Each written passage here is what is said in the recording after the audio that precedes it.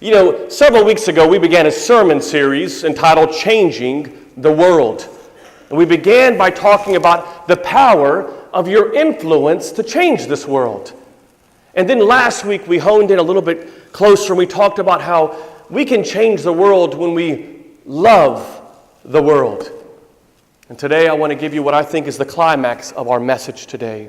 And that is that I want to talk to you about how you can change this world by sharing God with the world. Friends, we're living in some very difficult days. You don't have to sift through the newspaper too far or watch the news too long to see anger, frustration, judgment, criticism, fear, anxiety plaguing the world right now. Let's recap the news over the last couple of weeks. A Russian airliner shot down out of the sky. 300 people lose their life. Last week, a terrorist attack in Paris took the lives of 130 people with countless others injured. Every day in Syria and Iraq and in the Middle East, they're experiencing their own Paris, with many people dying every single day. Some people are dying simply for their faith. Then we read in the news that we are at an all-time high rate of divorces in our country. We're reading how addictions are plaguing our nation. We are reading about how a young man can walk into a church and take the lives of innocent people in church. We are living in some very difficult days right now. And if we're not careful, we can allow all that anger, the fear, the anxiety, the judgment that we hear on the outside to impact what God's mission is for you on the inside. If you're not careful, you can jump on that bandwagon of fear. You can jump on the bandwagon of being scared. You can jump on the bandwagon of lack of hope.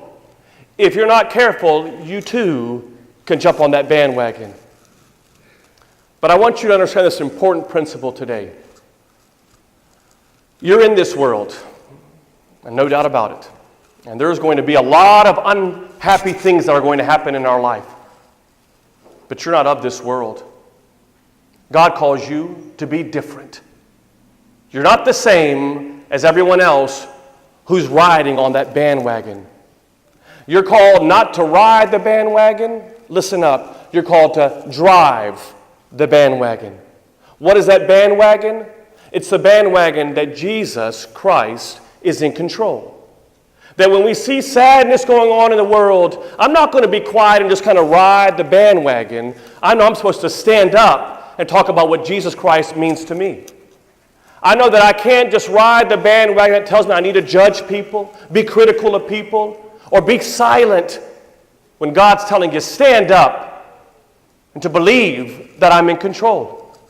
God doesn't need you to ride the bandwagon. He's asking you and me, you're not the same, you're different. Drive the bandwagon. You see, God's hands in this world that are used to write letters of encouragement to people, that are used to hug people and tell them, I know you're having problems in your marriage. Don't worry. God's going to get you through it. God's hands in this world that are supposed to go around people and say, I know you're fearful right now, but don't worry. God's in control. Those hands are your hands. There are no other hands but your hands. There's no plan B for God. You are only the plan A. God's voice to talk about what Jesus Christ and His church means to you is your voice. God's voice to tell people God is in control. Fear may try to overtake this world, but Jesus Christ is greater than this world. He's already conquered this world. That voice, God's voice, listen up, is your voice. And finally, God's feet in this world that are there to run to help people in need, not to run away, not to overlook people. God's feet in this world are your feet.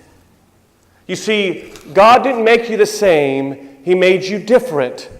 And listen, if you want to be different, you got to be willing to make a difference into this world. I want you to write in your worship guide, because it's not mentioned in there, the book of Ephesians, chapter 3. This is your worship guide. If you haven't received one when you came in, there should be one on your pew, but in there it has all of our notes. Just want you to write down Ephesians chapter 3, because whenever Jesus Christ talks about the church, he always says and compares it to his own body. He says, you the faithful, you're my arms. He says, you the faithful are my feet. That's what he says in Ephesians chapter 3.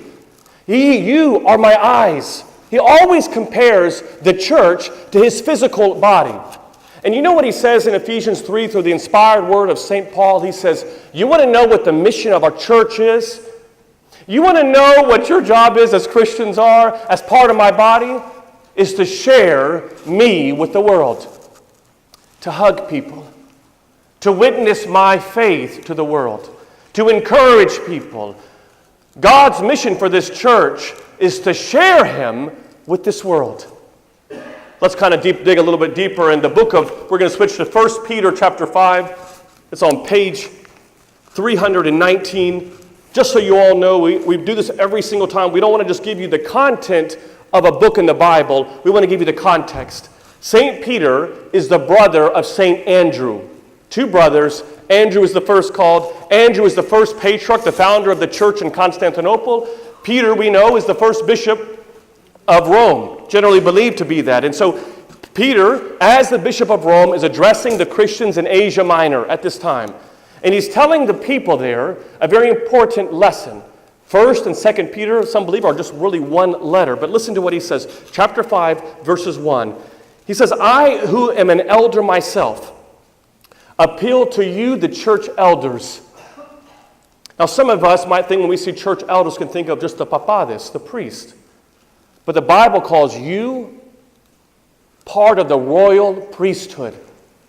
You too were ordained. When you had an Orthodox baptism, one of the reasons why you walk around the trapeza, the table, is not for just some nice spiritual thing, but you're walking around because you are saying that as a Christian, I'm going to be different, and the way I'm going to be different is I'm going to be someone who is going to be a leader in my faith. I'm not going to ride the bandwagon. I'm going to drive the bandwagon. And so he says to all of us, I am a witness of Christ's suffering, and I will share in the glory that will be revealed. And that I'm begging you, I appeal to you to be shepherds of the flock that God gave you. Could you imagine? You are a shepherd. God has put people in your life.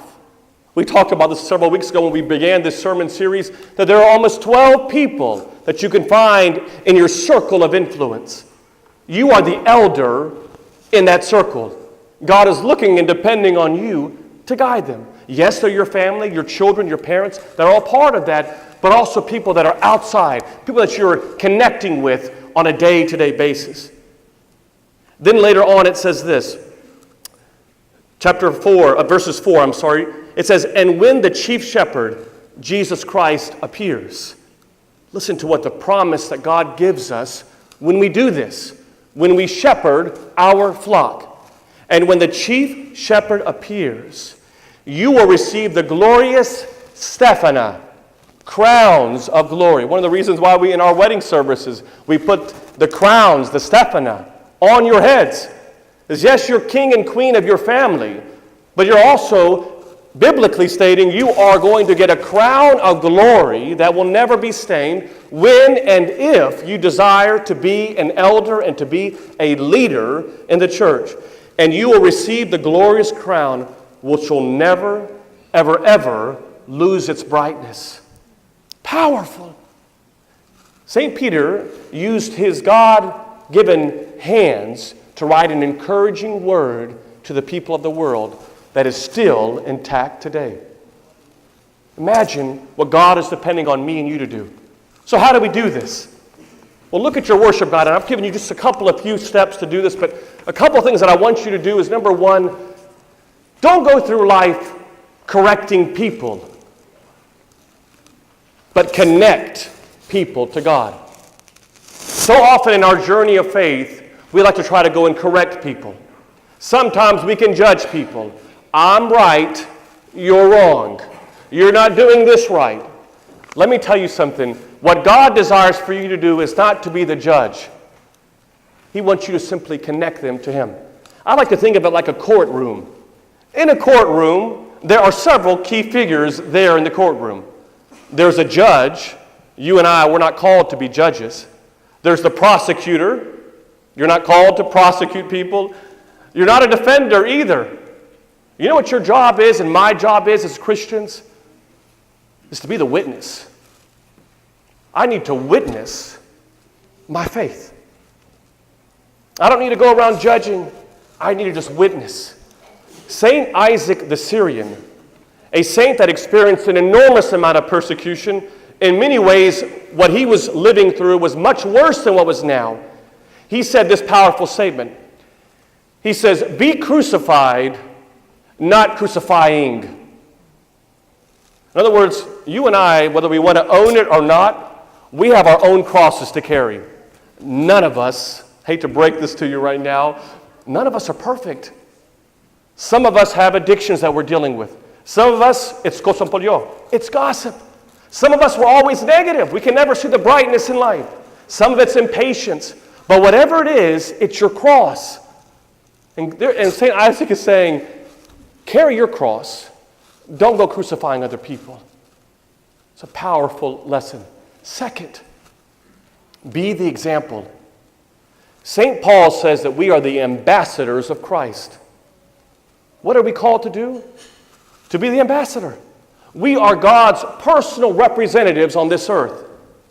We are to show people through our words and actions what we believe in our church and what we believe as Christians.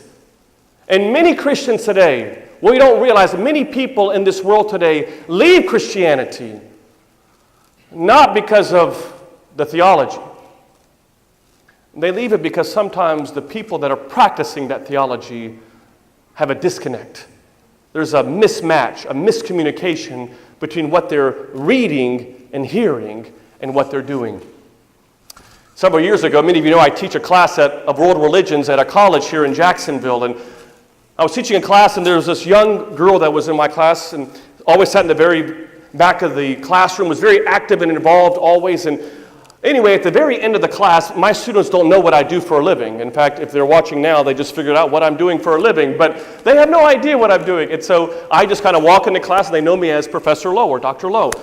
And so at the last day of class, I kind of call it on my syllabus the shock and awe day. And that's when I come in wearing what you always see me wearing, and that's my collar with my black shirt. And so I said to everyone, I'm a priest. And everyone was like, no way, you? I mean, a priest? How is that happening? And then there was this young girl that I'm talking about. She sat in the very last seat in the corner, and she just started to cry. And I thought, Lord, what did I just do? I just simply stated that I'm just a priest, you know? And so she said, after class, she says, can I talk to you, Professor Louh? I said, sure. She goes, I used to be a student at the University of Florida. And when I was a student there 4 years prior, I did something that I shouldn't have done. I went to an event and did a lot of drinking and inappropriate stuff. But I was assaulted.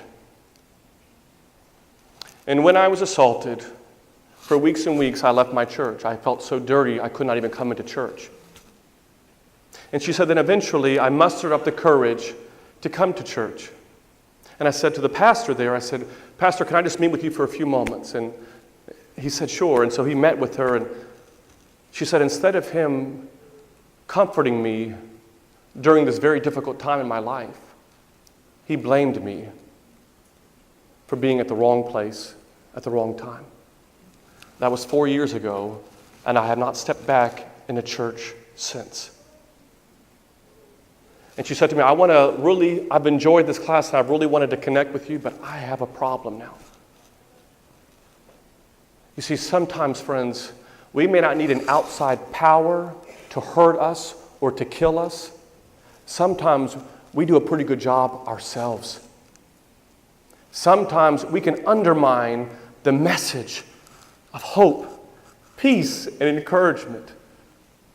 That young lady, though, by God's grace, ended up finishing my class, got an A in the class, and then went back to the University of Florida. And I told her, I connected with her this past week. She's actually watching our services right now. And I just want to tell her that we love you, and that if you were in the Jacksonville area, we'd love for you to come and worship with us. But God cares about you. And that's the message that we should always be sharing. We need to be the example. And finally, I want you to go and bring back the lost sheep of God. God loves to see all of us in church and the countless others, the hundreds of others that are watching us right now. He loves to see you engaged. But nothing makes the heart of Jesus Christ and His church happier than when you go bring back someone that you haven't seen in church in a while. Someone who may not be connected to Christ. Someone who may just not feel a connection with Him. Maybe some of those people may have, for whatever reason, had something negatively spoken over them. We don't know. But our job, and what Jesus says, is that I get so happy when I know that you're going after, because my voice is your voice, my arms are your arms. Bring back the prodigals and bring them to me. And finally, have them encounter me. You know, it's amazing the story of how Russia became Orthodox. There was a prince named Vladimir. Vladimir was a pagan. He didn't ascribe to any belief system at all. But something in his heart one day in the 900s tingled in his spirit. And he sent out 10 missionaries to go and to research all of the main religions of the world. They traveled to different areas of the Middle East, in Europe. And then they finally ended up at their last place, at the church that we all call the Mother Church of Hagia Sophia in Constantinople. When these missionaries walked in, they were not Christians. They didn't ascribe to Christianity. When they walked through the narthex, the Pangadi, and walked into the church itself, the missionaries wrote back a beautiful letter. You should read it. That's actually online. They write a letter back to Prince Vladimir, who doesn't worship Christ, who doesn't accept him, doesn't believe him. They say, if only your family, if only your mother Olga could have experienced what we're experiencing right now. He said, we don't know if we are in heaven or if we're on earth because of the beauty of the choir, the amazing priest. The people are so kind and so loving. They wrote back that letter. Vladimir, living in Kiev, was so moved by that on that day he became baptized. Simply those people, those missionaries, using God's gift to write, using his hands to write a letter, they became Orthodox. And one of the largest Christian countries in this world today is Russia. Why? Because of an experience they had in the church. Don't be afraid to invite people to come worship with us. You just try your best. God will do the rest. I leave you with this. Some of you might be thinking that this sermon series has been great. You've really found some meat to it. You've been encouraged by it. And some of you might be feeling like, how do I make this relevant in my life? How do I take this message and make it relevant in my life? And some of you might think that you're not even worthy to do any of this. But I want you to think of this one story. In 2012, Russian scientists were digging in a river called the Kolyma River. It's in northeastern Siberia. They were digging some 130 feet below the sea level, below the bed of this river. When they were down there, they started to excavate this ice, because in this northeastern part of Siberia, only 2 months out of the year is the water thawed. It's always frozen. 10 months out of the year it's frozen. So as they were bringing this up, this excavating of this ice, they saw in this clear ice container a little dot. So they cut open this little ice. And then they looked inside, and it was a seed. They dated this seed to be 40,000 years old. They took it to other scientists, the National Geographic. They actually wrote an article about it in 2012. And they took the tissue sample from this seed and they planted it.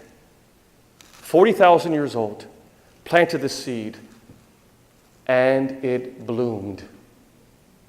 Go online, research it on your own. A beautiful white flower. Sometimes we can think that what we're doing isn't really making a difference. There's too many things to change in the world, Father Nick. We can't do it all. There's too many problems in the world. I got my own problems. I can't make that change. Listen, just plant the seed. Try your best. God will do the rest. You just need to plant seeds of love, seeds of compassion, seeds of encouragement into this world. You're not called to be the same. You're called to be different. You are God's hands. You are God's feet. You are God's voice in this world. Don't be the same. You're different. And if you want to be different, listen up and change the world. You got to be willing to make a difference in the world. In the name of the Father, Son, and Holy Spirit. Amen.